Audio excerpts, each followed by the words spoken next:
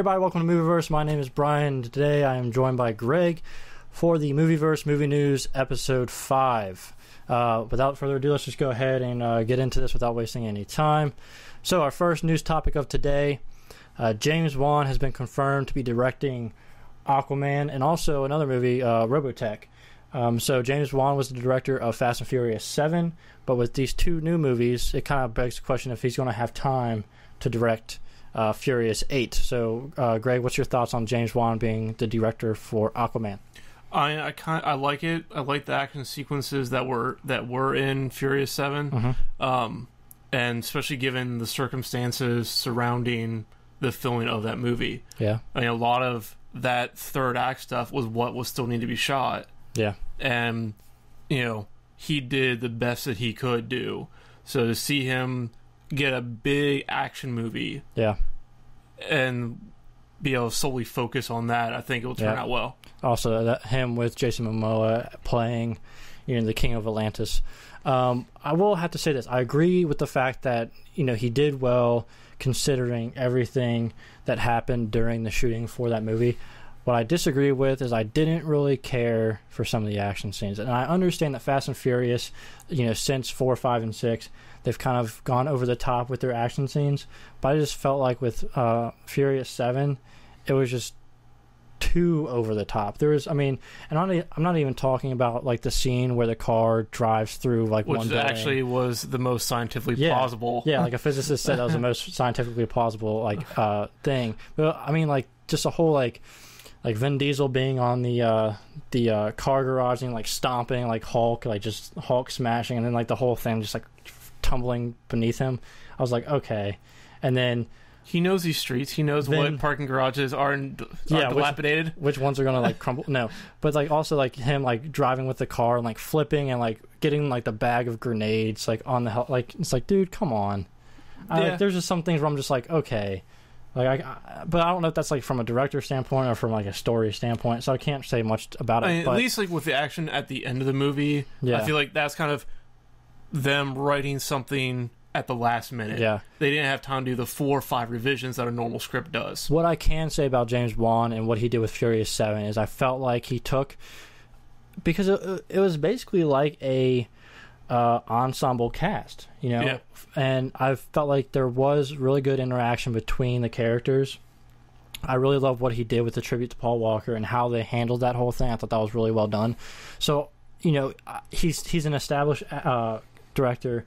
He's done I think it was the Insidious movies, Conjuring. Okay, yeah, that's what it was. And so I feel like as long as he can take the best parts of what he did with Furious 7 and the best parts that he does with the atmosphere of his movies, it would be what good. He did really well from making that switch from horror to action was still building suspense.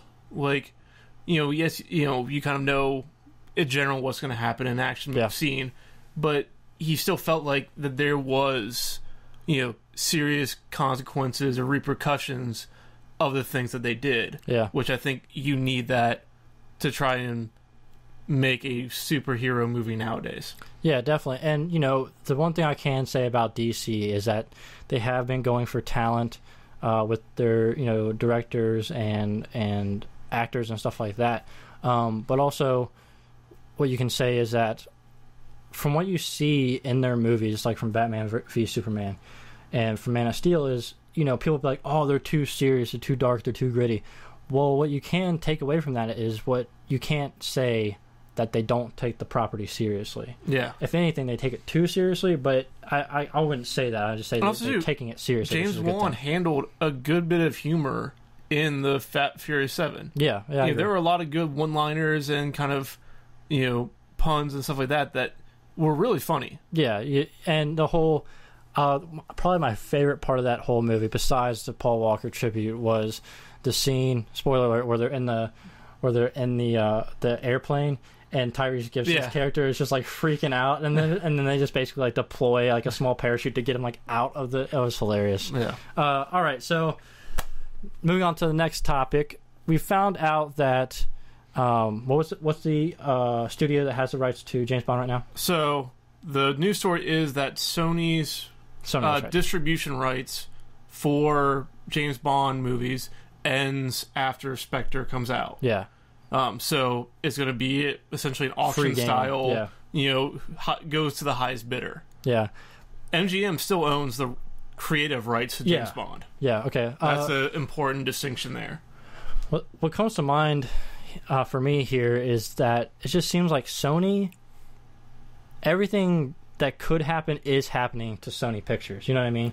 Like they had like the email leak, right? So that movie with Angelina Jolie ended up not happening because there was like the director was like talking smack about her through the emails, and then you had the whole thing with Spider-Man about them, maybe working with Marvel got leaked out, and then now Marvel has shared rights to Spider-Man, and then you have this. This though is separate from all of that. This is a timed end. Like it's like an athlete signing a X number of year contract. Yeah.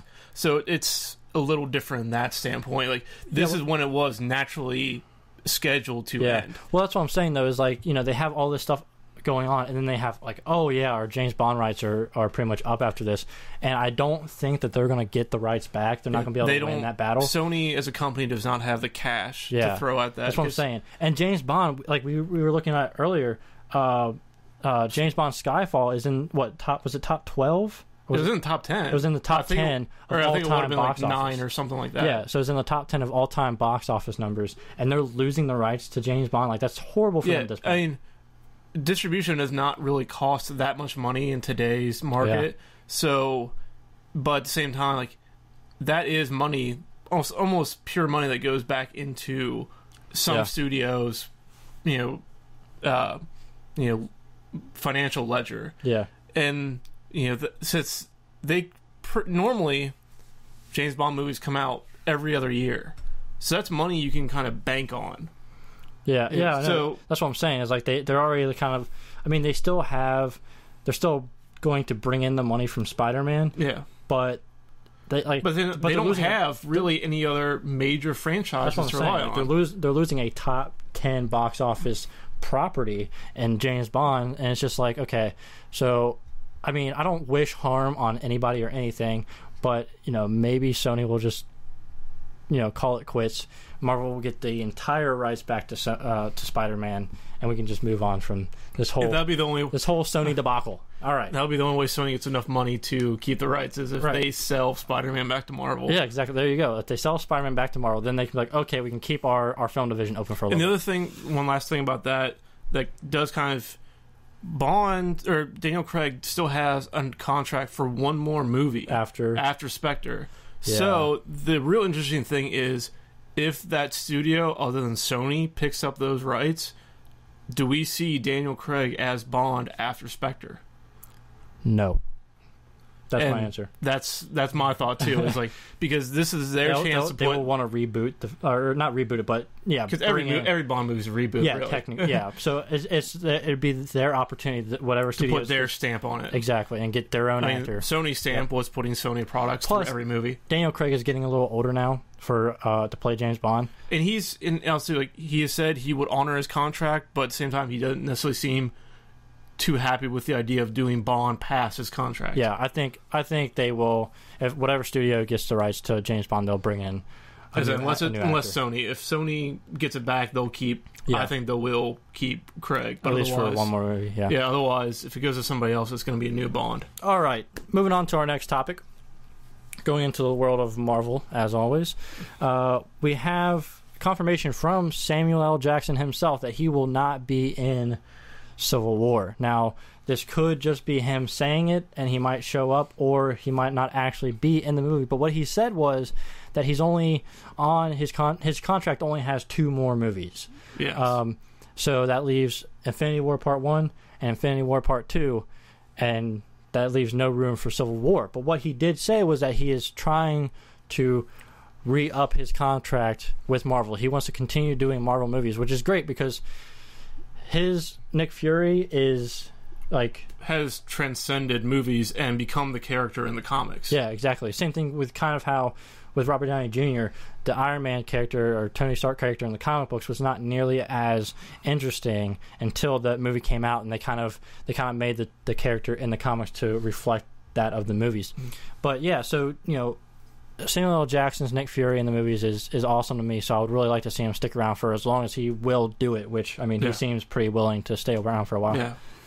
I mean, to me, the whole thing that bothers me, like we said, is 2 movies left, and everybody's counting Infinity Wars as 2 movies. Yeah. If you talk to any filmmaker, they'll say that is 1 movie. Yeah, and they are shooting it back to back, but I feel like it's one continuous story. Yeah. I mean, I feel like they went ahead and split it in 2 parts because they knew there was no way they were going to be able to get a good movie at 2.5 hours. A storyline that big needs to be in 2 parts, but I feel like when they did that, they knew that was going to be 2 parts, so they went ahead and made the contracts for these actors to represent as those 2 movies, as 2 separate movies on their contract. But again, we're not in those discussions, so we don't know for sure. I would love to be in those discussions. Or even be able to actually see the actual contract itself. I want to see Robert Downey Jr. sign a contract. Because I've seen like other kind of like pundits and like offhand statements say that he's also not going to be in Black Panther either.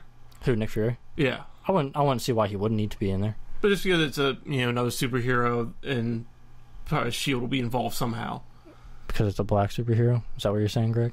No, I'm saying it's because of a superhero in this cinematic universe. I know what you're saying, but I feel like Civil War will set up the Black Panther character and how he comes in contact with the Avengers. So I don't think it's necessary for Nick Fury to be in the Black Panther movie, as far as like, because that's what Nick Fury would do.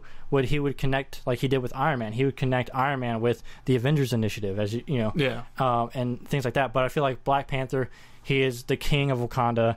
And if there's any rumors, if any of the rumors are true about who Martin Freeman is playing in Civil War, as a liaison for Wakanda and the United Nations and that kind of thing, it will already build up how he comes in contact with those characters to where we don't need Nick Fury to do that for us.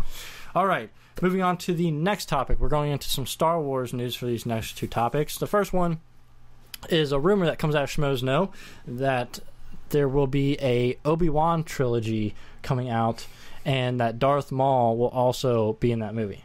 I mean, Obi-Wan is my favorite character in the Star Wars universe. Oh, and they're trying to get back Ewan McGregor. Yeah, they're trying to get him back, apparently. The only rumored. Yeah, that's part of it. But on one hand, I like the idea. At the second hand, we already kind of have had an Obi-Wan trilogy.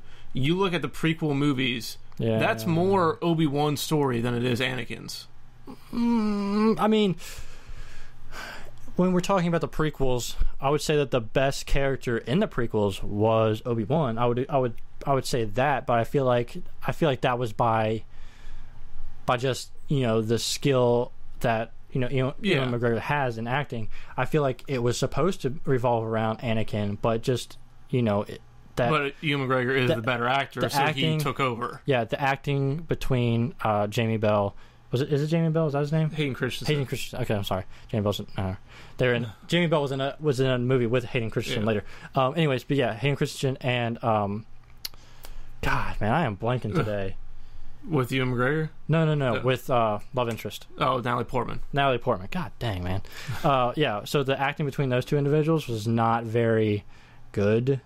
Like, my favorite line from Natalie Portman: "Deeply, truly in love with you." No.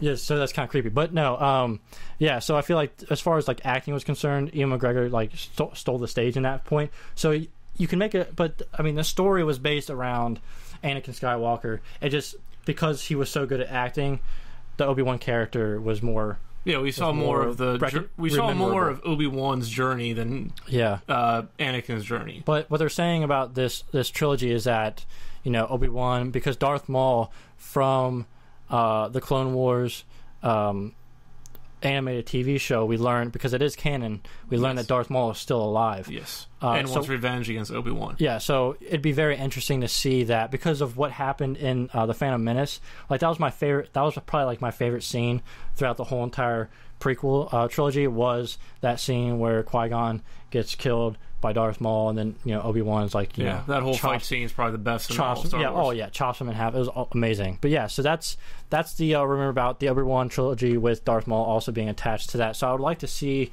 the actor return for Darth Maul. Stuntman Ray Parker. Yeah, that'd be pretty cool to have him back as well. And also, the next bit of Star Wars news is also a rumor coming out of Schmoes Know that the second anthology movie after the first one, which is Rogue One, the second anthology would be, we've heard before that it would be a Boba Fett kind of a Boba Fett storyline, not necessarily like his origins, but a storyline with him. But now we're hearing that it could also have Han Solo in the movie and kind of play on that rivalry between the two characters. Yeah, because depending on when they actually set that, it does make sense. For example, like, both Boba Fett and Han were smugglers for Jabba, so you would know that there would be interaction between them. Yeah. Because you see, like, in that part where Han Solo does go back to Jabba, you see Boba Fett like in the background, kind of just like watching over everything, which I don't like what the prequels did with Boba Fett, but I do want to see. I think he is a really interesting character, and I think you could do a lot of interesting things with him, with all the gadgets that he has. Yeah, and the fact that he's from a ancient warrior race, the Mandalorians. Yeah, so like, there's a badass underneath that costume. Which, I agree. We don't want to get too much into like his backstory. You want to leave some mystery to it. Yeah. But you want to see him being the Boba Fett we think he is. I want to see him being a badass. Yeah. And I want to see like him giving Han Solo a bunch of like just trouble. And I think that'd be a really awesome concept for a movie, for the anthology movies. Yeah, I think that would be as well. All right, now we're going to get into the quick topics, which these are just some shorter topics that we just want to touch on. And we were just talking about that Han Solo possibly being in that second anthology movie with Boba Fett. Well, I read comic books. I haven't picked up the Star Wars comics yet, but because of something that happened in this past week, I really want to start reading these Star Wars comics. So in Star Wars issue number 6, there was a massive thing that we have revealed. And to give you an idea, this issue takes place between episodes 4 and 5, I believe, of the original Star Wars trilogy. Yeah. So, on the last page of Star Wars issue 6, this ship comes flying out of nowhere, and Han Solo and Princess Leia are sitting there talking. They're outside, and the ship like fires on them, and it lands, and this woman comes out. And Princess Leia basically was like, "Who are you?" And she said, "His wife," referring to Han Solo. So, it's left open, right? So it could come back the next issue and be like, "Oh no, this is just some chick that's obsessed with me," or it could be like, "I was on this planet that I didn't really understand their customs, and somehow we got married, and I didn't want to be a part of it, or whatever." Or it could be, or he could be married. Yes. So that's. Like I said. Okay, it's all kind of wiped away now, but he spent time as an Imperial officer, like in the old expanded universe. It'd be really interesting if he was married, because I heard they mentioned on AMC Jedi Council, Christian Harloff came up with this really interesting theory that if this is true, if he was actually married at this point in the Star Wars canon, what if, because this woman is black, and I can't say African American because she's not from Africa, because she's it's Star Wars and they're out in space and all that stuff. So she's black, and if they were actually married, I wonder if they had children. And if they had children, Finn, is he Han Solo's son? That was like like when they announced like all these blown. Kind of, they're saying like these characters are like the offspring of the characters. Well, that's what's been rumored, but we don't know for sure. Yeah, but they're saying that like we always assume that meant Han and Leia. Yeah. Well, some people. Well, I guess Rey, her character. I guess some people would think that she would be a Skywalker. But what if Finn's a Well, I guess he wouldn't be a Skywalker. He'd be a Solo. But like, what if he's of Skywalker lineage. So what if he is Force sensitive? Yeah, because I don't know. That's crazy. That'd be awesome. Yeah, we are in a little bit more of a speculation area. And this is a quick topic, so we can't spend too much time on it. But I'm just putting it out there. What if Finn is Han Solo's son? I think that'd be a really cool dynamic between Harrison Ford and John Boyega. I think it'd be a really interesting interaction between those two actors and those two characters. All right, moving on to the next topic. Josh Trank has come out and basically told us why he left Star Wars, and he basically said that it was after working on such a big movie like Fantastic Four, it took a toll on him like mentally, and he thought that the healthiest decision for him would be to not do another like big movie and work on something that he created. Yeah. Do you believe him, or do you think it's all BS? I mostly believe him. I think there probably is some behind the scene things we don't know, but yeah. He got all his attention for making Chronicle, which was I love that movie. Which was 100% unique original story. Yeah. And now he's working on Fantastic Four, where there is a whole lot of back history. Like even if it is a reboot, there's still a whole lot of things you have to make sure happen. Not only from like a canon standpoint, but also from a studio point of view. Like like if Fox is trying to set up something like, like what Marvel has with their cinematic universe, because Fox has X-Men and Fantastic Four and Deadpool, and when they have the X-Men, they have the rights to all the mutants. Yeah. So if Fox is trying to set something up with their shared universe, and he has to kind of like play into that, you see Joss Whedon and what he felt like after Avengers Age of Ultron, and he basically he's like, I'm done for now. Yeah. So, and working anything Star Wars is just going to magnify that even more. Yeah. Even if they're anthology films which aren't as close to the canon as like the episodic end, but he still has to follow some type of guideline. And the canon is being created as we speak. Yeah. Like there's still a lot of pressure to fall in line, as well as meet fans' expectations. Yeah, so there's been a lot of rumors going around about why he left Star Wars, and people have kind of been saying that he's not that responsible of a person, I guess. So it'd be interesting to see that. But I think, I believe him. From that perspective of like the healthiest decision that he can make for himself is not to do the movie. I understand that. So if that is the case, that's all fine and dandy with me.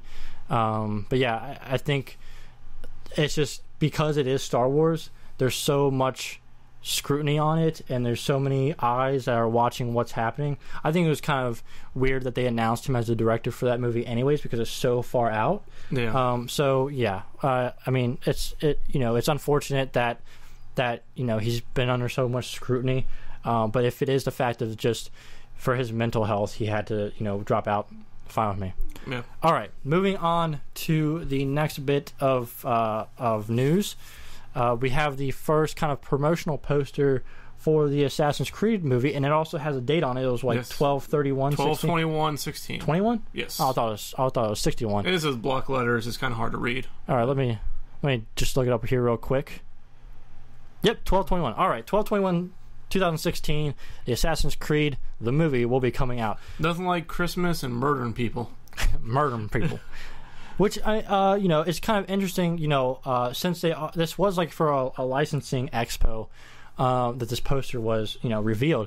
So it's kind of interesting to see like if we will see anything else come out of this licensing expo that will give us kind of like insight onto like what the movie will be about, like what storyline, if it will follow a storyline from the games or if it's going to create its own storyline, which it very well could. Yeah. If for you that don't know, if you guys haven't played Assassin's Creed, there's basically there's a guy, his name's Desmond Miles, and he gets into this machine where it lets him like relive history through his ancestors. Yeah, through his ancestors, and supposedly memories are passed through DNA. And it's really interesting because it takes us through like through different points in history, points in time, and it's really cool because you get to see historic events happen, but with a kind of like a twist on it because of in the game you play a part in those historic events. So it's super interesting video game, and it has a lot of potential as a movie. Like, video game movies kind of get a bad rap about, not being very good movies. Yeah, that's because they're trying to follow the plot of a video game. Yeah. It's so wide open, it's almost more of like an alternate history movie or something. Yeah, so it'd be super interesting to see what they do with this. But from the poster doesn't really give us that much information. Just an eagle with the Assassin's Creed logo and a date. Yeah. But that's the thing, it gave us a date. So we got 12/21/2016 is when the movie is coming out. But obviously that's subject to change. Yeah. But as of right now, at least we have like some type of. They have a plan of when they're going to film, when they're going to be done filming, when it's ready for the public. Which also, if they're doing a licensing thing, I would think that they have some type of plan in place or story in place and that kind of thing. So they're already. The video game. There's so much licensed stuff in the video game already. Yeah. So I have a feeling it's partly to renew those licenses and then probably to start something else for the movie. Yeah. So, Assassin's Creed, the movie coming out 12/21/2016. And our next topic, our final topic for the day, before we get into some viewer questions, which we got some viewer questions in today, so we will be answering those. But first, our last topic of the day, James Gunn has come out and said that he's finished with the initial script for Guardians of the Galaxy 2. And what he said was that there are less characters in this movie, but they are introducing one new character. So I'm wondering if that means like one new character. Actually, in the article it said it has like the original 5 Guardians of the Galaxy. So you have Groot, Drax, Rocket, Gamora, and Peter Quill. Yeah. And then they're adding one new character to that team of that 5. I remember reading that. So less characters overall in the movie, but one new character to the original 5 Guardians of the Galaxies from the first movie. So that brings up the question, who? So that I don't know, because again, I'm like most people, and I have no idea who the 5 that they already have are the 5 Guardians I know. Yeah. Well, yeah, and it's kind of the same for me. I know the only one that pops up to the top of my head. Yondu was originally a member, but he's already in the movie. So yeah. The only one that really pops in my head would be Nova. Yeah, but they've made comments about before that Nova's not in it, or or he's not planned to be in it. So I don't really know. Do you want to hear my thoughts? Yes, go ahead. Okay, I think you bring up a good point with the Nova, but James Gunn has said multiple times that he hates the character of Nova and that he will not put him in a movie. Now that could change if Marvel is just put Nova in. Yeah. But I think a good way. Well, it could be a good way to introduce this character, Captain Marvel, because she does have a lot of adventures with the Guardians of the Galaxy, and she is very cosmic based, powers wise. But that kind of brings the question but she's from Earth. But I thought her movie. I remember reading that the plan for her movie was to be still set on Earth or around Earth. That the first movie would not be cosmic. It could be. It could be, but I said. But just because she's in Guardians of the Galaxy 2 doesn't mean that her solo movie has to take place after that. That's true. So I think that they could introduce that character just to get people's interest in her, and then they could go back and do an origin story for her. But. And so, do you think, though, since they're adding one new person to the cast of the Guardians, does that mean? Do you think that means one of them does die in 2? No. You think they bump up to 6 and it'll stick? Yeah. I think they'll bump it up to 6, and then and then they'll all kind of join. Here's my thing. I think that Captain Marvel could be the link back to Earth for Guardians of the Galaxy. So you want to talk about how Guardians of the Galaxy come in contact with the Avengers? Carol Danvers, aka Captain Marvel, could very well be that link. That's my thoughts, and that's why I think it could be Captain Marvel as that 6th character that they put into the team of Guardians of the Galaxy. Yeah, the only difference, I think probably Thor would be the link between them, considering at the end of Dark World we saw Lady Sif and then deliver the ether to the Collector. Yeah, but the Collector, so they can travel to wherever. Yeah. So nowhere. Yeah. All right. All right, guys, that's going to do it for our movie news topics for the day. Next, we're going to get into some viewer comments, and also we got some viewer questions that they sent in. So if you guys want your questions answered on our show, you can tweet us at Movieverse with the number 2, or you can send us an email to movieverseonline@gmail.com. So send us in your questions, and you will get them answered on our show. And the first question comes from C. And he says, "Hey guys, this is C. Man, I'm answering your call to arms for questions for the show. And my question is this. Do you think there will ever be a good quality Dragon Ball Z live action movie? The show has been highly successful here and overseas. You would think that some studio would have come up with a good live action movie plot. Keep up the good work and email me back to please let me know you got your question." Well, we got your question. We sent you an email. We're answering on this show, so here we go. All right, do you think that there will ever be a good live action Dragon Ball Z movie? Because did you see that one live action Dragon Ball movie that they put out? No, I've not, but terrible. I think, will there be? Yes. I mean, the real question is when. The reason no one has done it yet, 3 words: The Last Airbender. Okay, yeah, you know, that was another highly popular anime. It was such a good show. Yeah, exactly. And it was done by the studio that made the show, or at least that distributed the show. It was Nickelodeon, yeah. Yeah, distributed in America. So the director, though. Yeah, there was a whole bunch of bad choices to go along with that. M. Night Shyamalan. Shyamalan Ding Dong. But so, I think the studios are very gun-shy because of how bad that movie did. Yeah. And so, because I remember at the time, there was rumors shortly thereafter of a Dragon Ball movie, but that was criticized because of their potential castings being white Americans. Yeah, and I think, the interesting thing about that last Airbender movie was that it actually did follow the events that happened in the series, in the cartoon series. But I think it was more of the tone that they tried to go with the movie, and the acting wasn't really all that great. So yeah, I think to answer your question, I think they will make a Dragon Ball Z movie at some point. The real question is when, and the answer to that, I have no idea. I mean, because if you have a movie with a talking raccoon in a tree as 2 of your main characters, you can make a movie where anything happens. I would watch Dragon Ball Z every single day, and I would love to see a live action Saiyan go Super Saiyan. Oh my god! Yeah, yes, it can be done right, and when it does, there's some web series that do it pretty well. People are going to lose their minds. Yeah, there's some web series that revolve around Dragon Ball Z, and that they do it really well. And even on low budgets, they can do a Super Saiyan transformation really well. So I'd love to see what they actually do with a big budget. I mean, that'd be really cool. So C, thank you for your question, and we're going to move on to the next question from Chris, and his question reads, "Hey guys, just found your channel and thought you guys are doing a great job, and I subscribed. Thank you very much. I found you guys trying to find a replacement for AMC Movie Talk since John Campea is leaving, and have no interest watching without him." I'm guessing you're talking about yourself.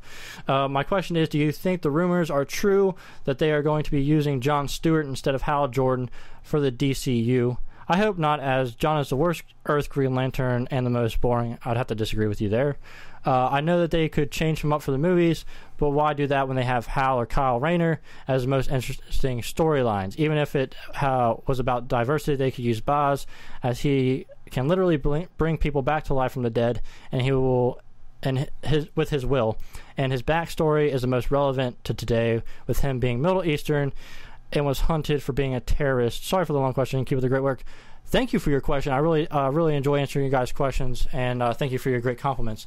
To answer your question in segments here, I think having a person who was hunted down as a terrorist be kind of a touchy subject in today's day and age, so I don't think that they would go like that. But even more so with your Jon Stewart question, I think that starting off the DC Cinematic Universe, I think that they'd be better off starting with the original Hal Jordan Green Lantern character. The reason I think they chose Jon Stewart over Hal Jordan is because of Ryan Reynolds' Green Lantern movie.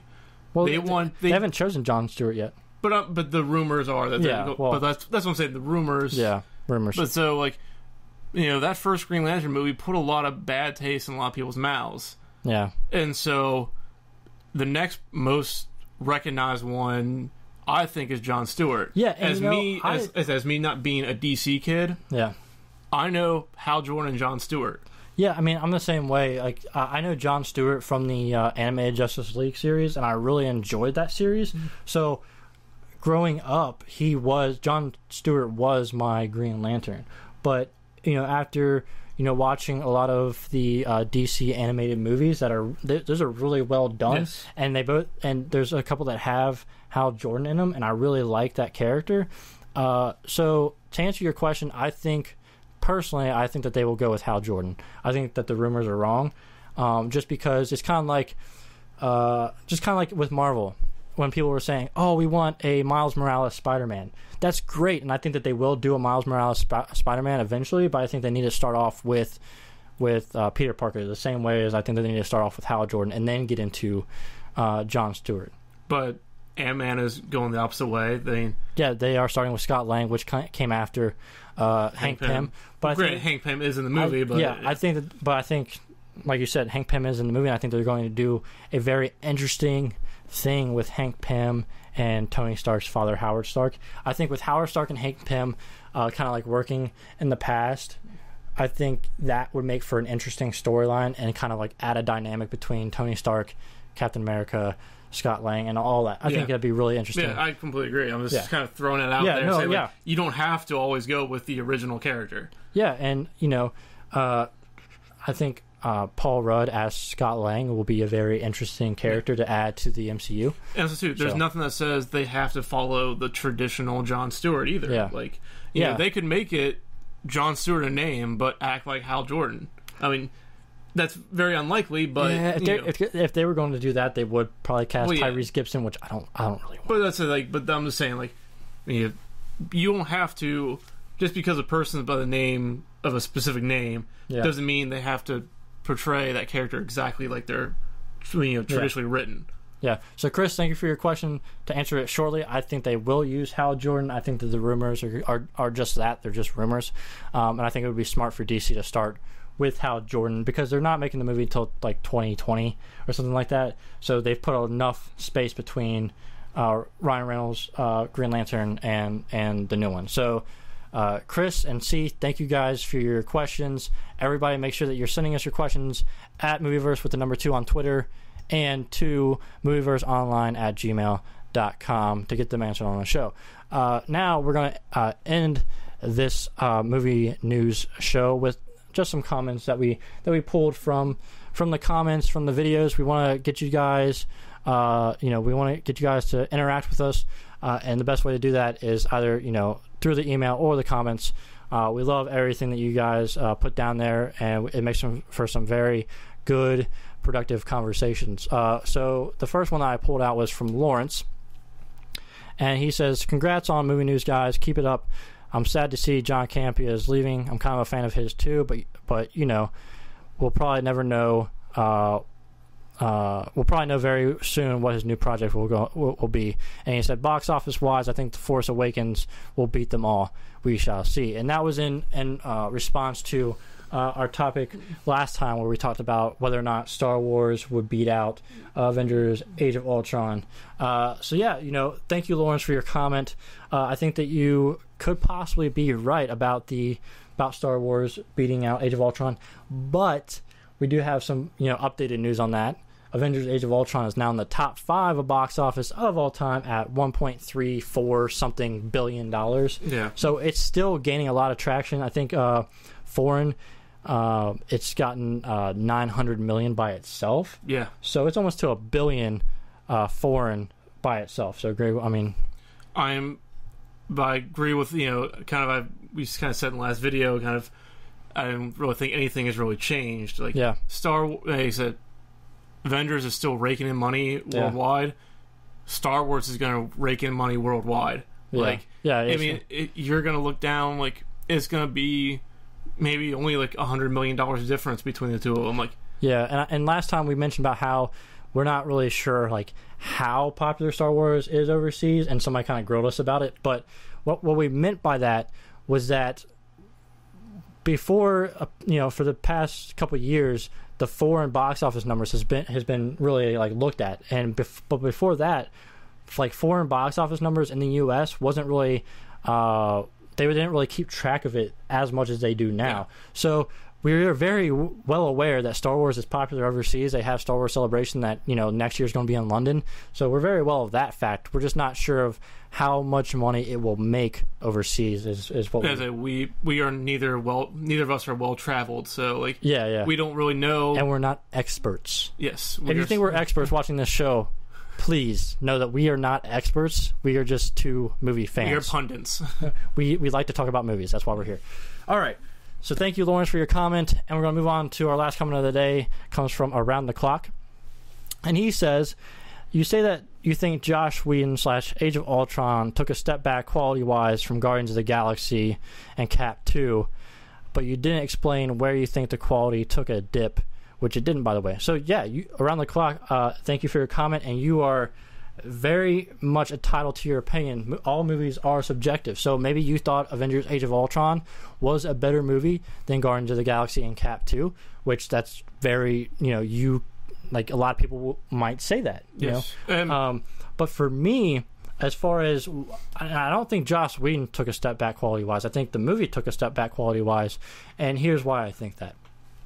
With Avengers Age of Ultron, it was the first, or not Age of Ultron, I'm sorry, the first Avengers, it was the first time that we saw all these characters on the screen together, and Joss Whedon did a phenomenal job of sharing the screen with all those characters while keeping the story moving forward. But in the first Avengers, the story was a little bit more simple. Yeah, a little more straightforward. Yeah, whereas Age of Ultron, the story for me personally, and this is just my opinion, that the story of the movie was just a little bit more convoluted. It was a little bit more, I don't want to say all over the place, because that would just make it seem like it was a complete mess, which it wasn't. I just feel like Guardians of the Galaxy and Cap 2, their storylines were very much more clear while not being simple. Like, Cap 2 was very much a 70s spy thriller. But there was nothing in that movie that took me out of the movie. I think that some of the visual effects in Avengers Age of Ultron took me out of the movie just a little bit. And I think that the story was a little bit less crisp than Cap 2 and Guardians of the Galaxy. So that's why I feel like it was a little bit of a step back quality-wise. Because for me, most of my problems were kind of the technical quality. Yeah. Like, for one, like that initial fight sequence in the woods at the beginning of the movie. Yeah. Like, I could yes, I know Hulk's, you know, a CGI character, but like the whole scene was very CGI. Yeah, like you could see like the way Cap was jumping around, the way Tony was flying through everything. Like, it didn't have the same polish of CGI like you know, Winter Soldier or Guardians had. And I think part of that might be because, they were outside, so you could say that it was an open area, but it was a wooded area. Yeah. So I think that, like, with the wooded area and then all that stuff going on together... And then the other thing was, and then I know why, but maybe it's just because I was still coming off of, like, Furious 7, where, you know, I was looking for the difference where Paul Walker wasn't there, but I could very easily tell, especially in, like, the Korea scenes, when it was Scarlett Johansson and when it was Scarlett Johansson's stunt double. Really?